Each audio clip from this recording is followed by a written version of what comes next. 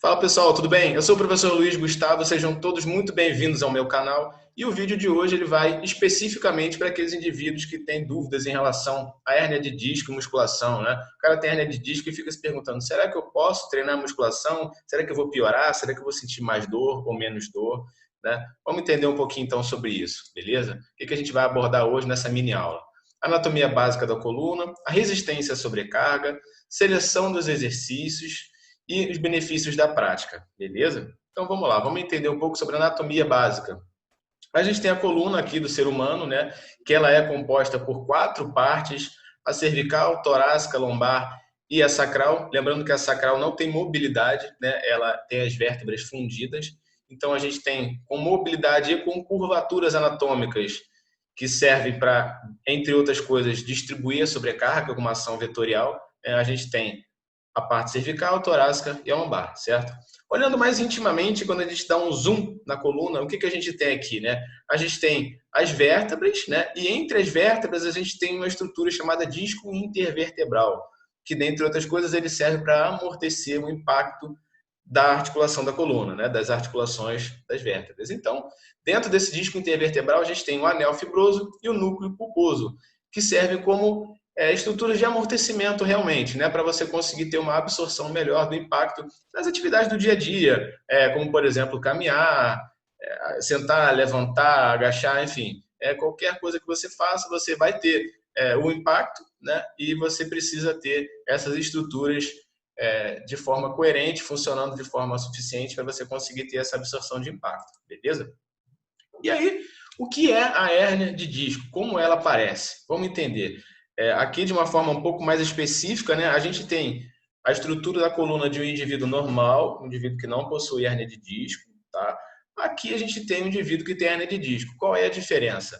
Aqui a gente tem a estrutura óssea e o disco intervertebral. Né? Esse disco intervertebral, quando o indivíduo possui hérnia de disco, né, aquela estrutura, né, o núcleo pulposo que fica dentro do disco intervertebral, ele vai para fora por várias razões, né? Mas razões genéticas, razões de má postura, razão de esforço, estresse repetitivo na mesma posição inadequada, acaba indo para fora. Quando vai para fora, como a região, essa região ela é muito estreita, a gente certamente vai comprimir uma raiz nervosa, né? Vai comprimir, vai pinçar um nervo. Quando pinça esse nervo, aí o cara sente dor, né? Aí ele vai reclamar de dor e aí é a crise da hérnia que muitos infelizmente conhecem, né? Uma dor muito incômoda, muito forte e algumas das vezes incapacitante, né? O cara não consegue realizar as atividades do dia a dia dele de forma normal, né? Então, a hérnia de disco, ela pode aparecer na região cervical, torácica e na lombar. É mais incidente, é mais comum que aconteça na região lombar, justamente por ela ficar na parte mais da base da coluna, né? Da parte mais que sustenta a maior sobrecarga. Então, ali existe uma maior possibilidade do indivíduo desenvolver a hérnia lombar. Mas ela é possível também de aparecer na região cervical e na região torácica, ok? E aí vamos entender um pouco melhor agora sobre aquilo que eu falei ainda há pouco, sobre as curvaturas da coluna e a resistência à sobrecarga. Como é que isso vai funcionar, né? Vamos entender aqui. A gente tem uma formulinha básica, né, uma equação de segundo grau, que mostra para a gente aqui uma coluna perfeitamente íntegra, respeitando todas as curvaturas que ela possui, certo?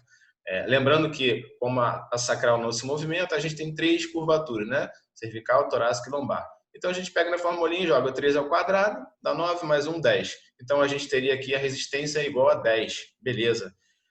Se por algum motivo eu vou e faço um movimento inadequado que eu acabo retificando uma curvatura, seja ela qual for, aqui na imagem, por exemplo, retificou a curvatura cervical, então perdeu a curvatura. Perdeu a curvatura, então eu só fico com duas. E a resistência que era de 10 passa a ser de 5, metade, né? Só de retificar uma única curvatura, eu já tenho metade da resistência à sobrecarga que essa coluna pode aguentar. Supondo que continue fazendo um movimento inadequado, aí você retificou duas curvaturas da coluna, você só possui uma agora, e você vai ter o quê? A resistência igual a 2, muito menor ainda, né? Menor ainda. E quando você retifica tudo, imagina você faz um movimento completamente inadequado, a coluna completamente arqueada, você vai ter a resistência igual a 1, só 10% da resistência à sobrecarga que ela poderia tolerar se você estivesse fazendo o movimento correto, né? E qual é a implicação disso?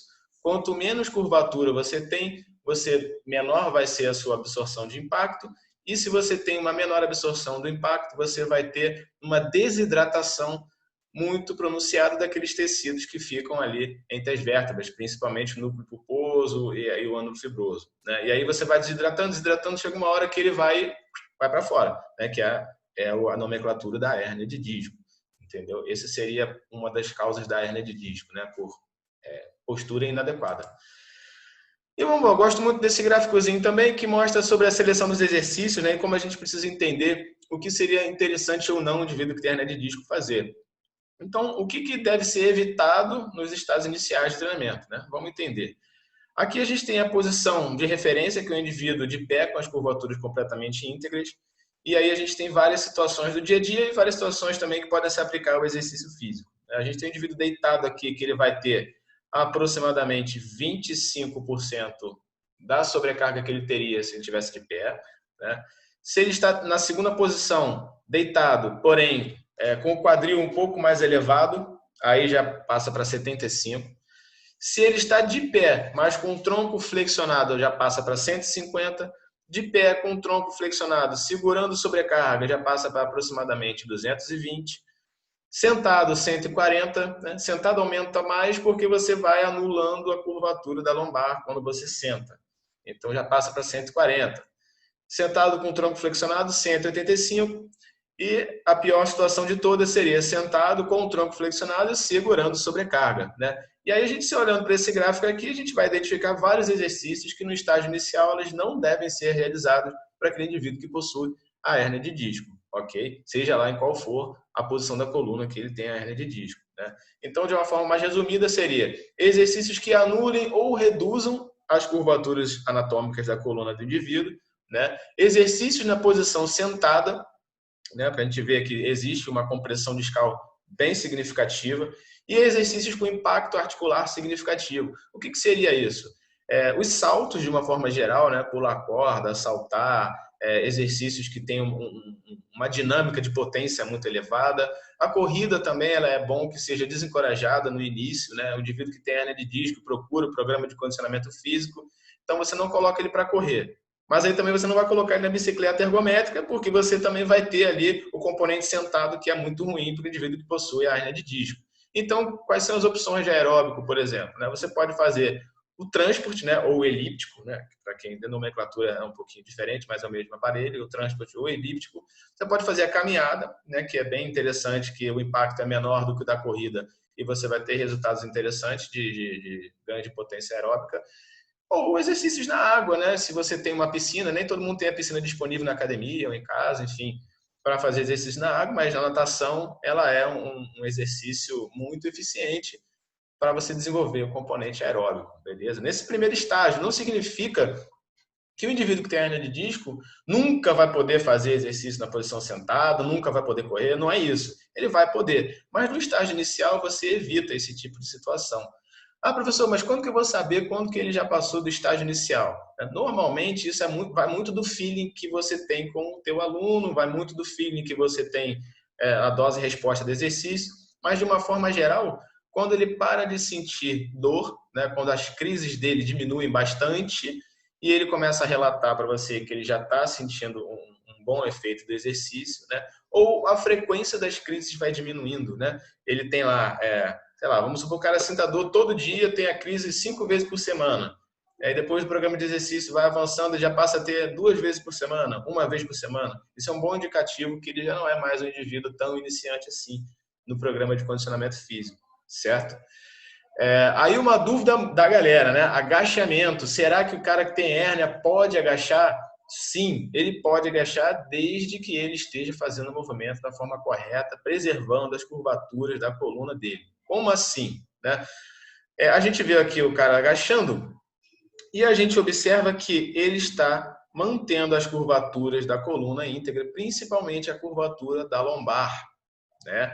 E como é isso? A gente consegue ver que a gente possui a curvatura, tá, da lordose lombar preservada aqui.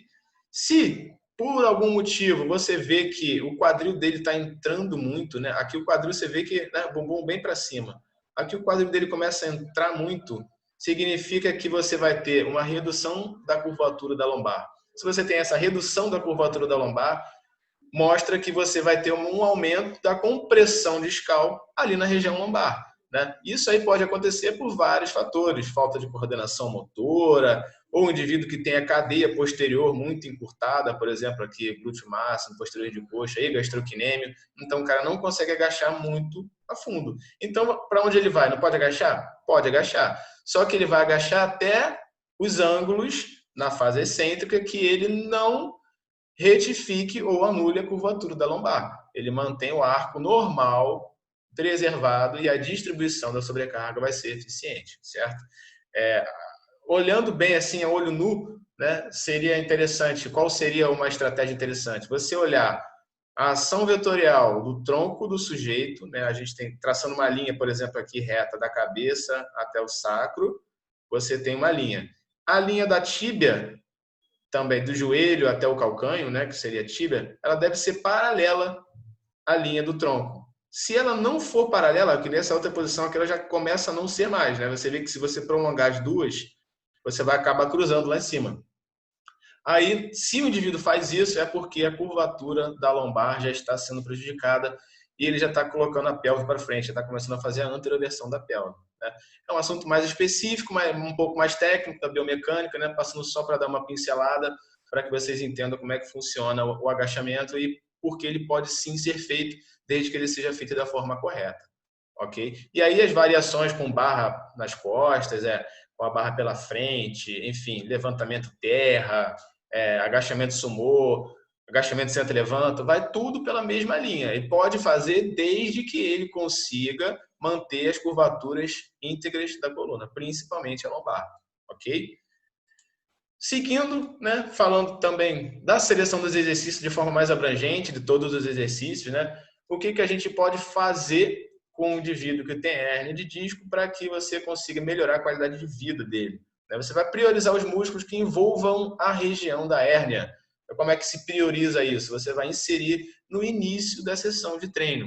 Esses exercícios vão ser os primeiros. Depois ele vai fazer o restante. Primeiro, os exercícios que envolvam aquela articulação, para você fortalecer aquela articulação, e depois os outros exercícios, né? E alguns exemplos. Se a hérnia do indivíduo for na região lombar, você vai priorizar os exercícios do core, né? Os músculos do core, abdômen, paravertebrais, os flexores do quadril e os extensores do quadril, né? De uma forma geral. Aí você pode englobar qualquer exercício que o indivíduo tenha coordenação para fazer e que trabalhe o core. Em geral, no primeiro momento, é interessante que você trabalhe a parte isométrica, como as pranchas, por exemplo, né?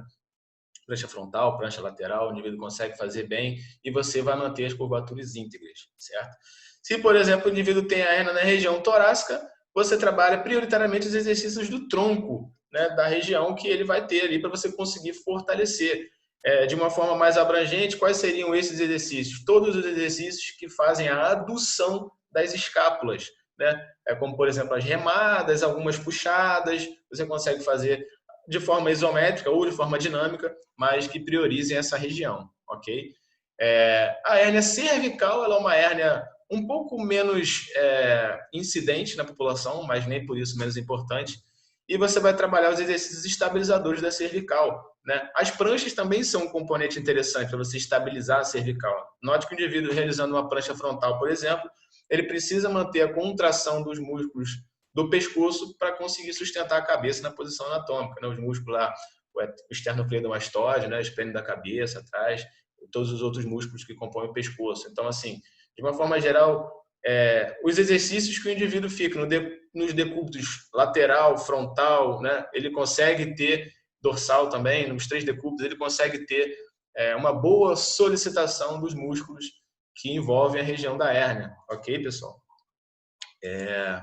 Então, os benefícios, né? A gente teria o quê? A redução das dores na região afetada com a prática regular. E aí perguntar qual é a frequência que seria ideal. Não existe uma frequência ideal, cada caso é um caso. né? Mas de uma forma geral a gente deve seguir as recomendações lá da Organização Mundial de Saúde, né? Que o indivíduo deve realizar em torno de 150 minutos de atividade leve a moderada por semana ou 90 minutos por semana de atividade vigorosa. Esse é o mínimo. Esse é o mínimo para você colher os benefícios da prática regular de exercício físico, ok? Se a gente for para pensar nos 150 minutos da atividade leve e moderada, dá 30 minutos por dia.